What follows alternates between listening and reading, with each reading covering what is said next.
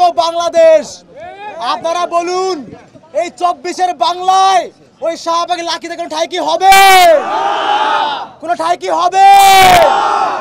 আমরা সবাই একটা স্লোগান দিব, এই লতে লাকি তুই হাসিনা, তুই হাসিনা, লতে লাকি তুই হাসিনা, তুই হাসিনা, সতে শাহবাগী তুই হাসিনা, তুই হাসিনা, সতে শাহবাগী তুই হাসিনা, তুই হাসিনা, 24-এর বাংলায় শাহবাগের ঠাঁই নাই, জুলাইয়ের বাংলায় শাহবাগের ঠাঁই নাই।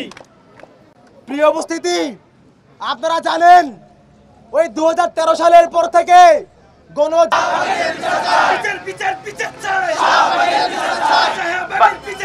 আমরা দেখেছি বিএনপির সালাউদ্দিন কাদের চৌধুরী থেকে জামাতের আল্লামা দেলোয়ার হোসেন সাঈদী পর্যন্ত সবাইকে জুডিশিয়াল কিলিং এর এই মঞ্চ তৈরি করেছে এই শাহবাগীরা।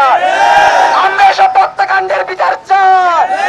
যেসব হত্যাকাণ্ডের মাধ্যমে আইনাগর তৈরি করা হয়েছিল সেই আইনাগরের বিচার চাই। আমরা 24 ঘন্টার মধ্যে এসব শাহবাগীদের গ্রেপ্তার দেখতে যাচ্ছি।